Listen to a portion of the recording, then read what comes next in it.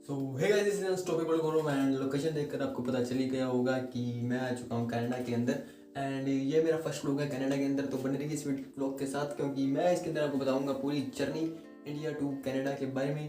तो चलिए वीडियो शुरू करते हैं।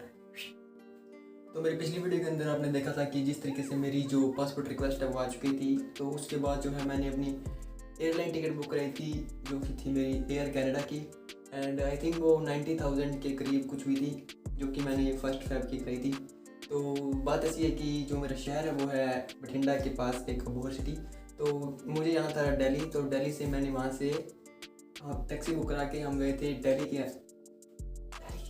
अंदर गए थे। यस। तो जो मेरी फ़्लाइट थी वो थी एयर कनाडा की, रात के 12:50 की। एंड उससे करीब 1 डे पहले ही गवर्नमेंट ऑफ कनाडा ने न्यू रूल्स निकाल दिए थे, जो कि वो बता रहे थे कि 3 जो भी कोई भी न्यू पर्सन आएगा उसको $2,000 का एक उनके अप्रूव टोटल लेना है। बट ऐसा कुछ भी नहीं था, क्योंकि जब मैं फर्स्ट फेब के अंदर यहाँ पर लैंड हुआ तो मेरे को कुछ नहीं पूछा गया, सिर्फ इतना पूछा गया कि आपका 14 डेज़ क्वारंटाइन है या नहीं। तो बस अगर है तो वो कुछ ज़्यादा देखते नहीं है तो भी कोई बात नहीं। मतलब कि ये तो लेना मैंडेटरी है। अगर उन्होंने आपको चेक कर लिया एंड आप क्वारंटाइन नहीं हो देन आप तो गए। तो हमारा बढ़ते हैं वीडियो के टॉपिक के अंदर। तो बात ऐसी है कि जब मैं दिल्ली पहुंच गया था, दिल्ली के अंदर देखो, जो अपनी सिटी से मैं टैक्सी लेकर मेरी फैमिली के साथ दिल्ली एयरपोर्ट तक आया था। एयरपोर्ट के बाद ही उन्होंने जो मेरा शायद टर्मिनल 3 था, इंदिरा गांधी एयरपोर्ट। एंड वहाँ से मैंने उनके सर्विस ऑफिसर को अपना पासपोर्ट दिखाया। पासपोर्ट दिखाने के बाद ही उसने मुझे वहाँ पर एंट्री दी। एंड जो मेरी फैमिली उनको टाटा बाय बाय कहकर आगे चले गए। तो आगे शायद मैंने पूछा कि जो हमारे बैग्स के वेट चेकिंग कहाँ पर हो रहे हैं, क्योंकि वहाँ पर एक इन्फॉर्मेशन डेस्क है। आप कोई भी गेट के अंदर जाओगे तो आपको वहाँ पर आपको इन्फॉर्मेशन डेस्क मिलेगा, आप वहाँ से जाकर पूछ सकते हैं सभी डिटेल। तो उन्होंने मुझे बताया कि मतलब कि उन्होंने इस रास्ते ऐसे कुछ मुझे बता दिया। जैसे ही मैं चला गया वहाँ पे, जाने के बाद डर लगा रहता है कि जो हमारे बैग्स है उसके अंदर से शायद वो कोई सामान निकलवाएंगे या फिर कोई दिक्कत है। तो ऐसा कुछ भी नहीं, क्योंकि कोरोना के करके उन्होंने सिर्फ और सिर्फ मेरे बैग को सिर्फ चेक किया और पूछा कि बैग के अंदर कोई लाइटर वगैरह कुछ पावर बैंक वगैरह वो है या नहीं। अगर है तो उन्हें आप अपने इलेक्ट्रॉनिक्स के डिवाइस में डाल सकते हो। पावर बैंक की बात कर रहा हूँ मैं, लाइटर को वो निकलवा देते हैं बिकॉज वो आई थिंक अलाउड नहीं है आगे ले जाने से।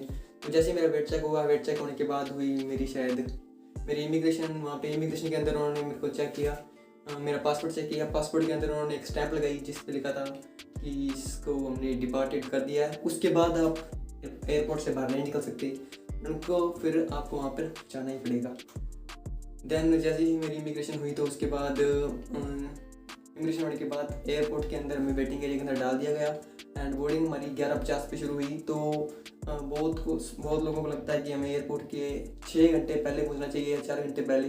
तो ये फेक है सब, क्योंकि 1 घंटे पहले ही बोर्डिंग स्टार्ट होती है।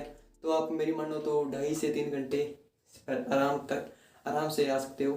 कोई जल्दी की लोड नहीं है, क्योंकि मैं तो आई थिंक 5 आवर्स पहले आ गया था एंड मुझे बहुत ज़्यादा वेट करना पड़ा। एंड मेरी बात ध्यान से सुनना कि जैसे ही आप दिल्ली एयरपोर्ट के अंदर आ जाओ तो आप अपने वाईफाई को ज़रूर कनेक्ट कर लेना। एंड क्योंकि वाईफाई बहुत ज़रूरी होता है, वाईफाई के कारण ही आपको अपने सारी डेटा ऐप के अंदर डालनी पड़ेगी।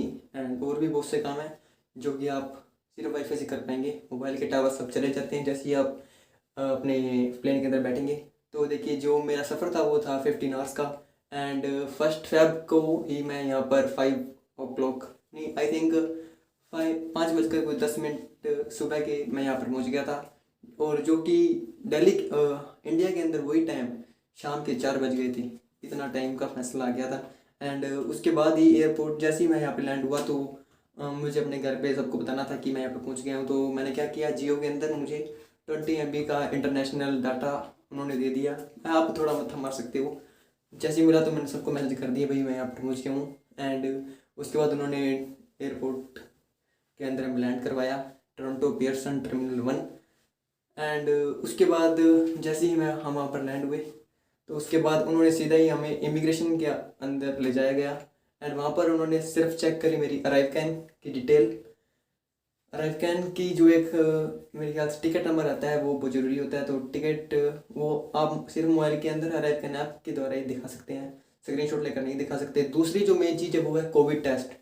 जी हाँ गाइस, कोविड टेस्ट बहुत ही ज़्यादा मैंडेटरी है एंड दिल्ली से तो वो आपको एंट्री नहीं देंगे अगर आपके पास वो नहीं है तो मेरी सलाह है कि आप रैपिड टेस्ट करवा लें, जो कि जिसकी रिपोर्ट 6 आवर्स के अंदर आती है। बट मैंने तो फ्री वाला करवाया था जो गवर्नमेंट हॉस्पिटल से आसानी से हो जाता है। एंड मेरी बहुत जान पहचान थी मेरी सिटी के अंदर, तो उन्होंने 1 डे के बाद ही मेरी रिपोर्ट दे दी थी। एंड जैसे ही हम वहाँ पर लैंड हुए तो उन्होंने टोरंटो वालों ने, एयरपोर्ट वालों ने, बॉर्डर ऑफिसर ने मेरा जो पासपोर्ट चेक किया।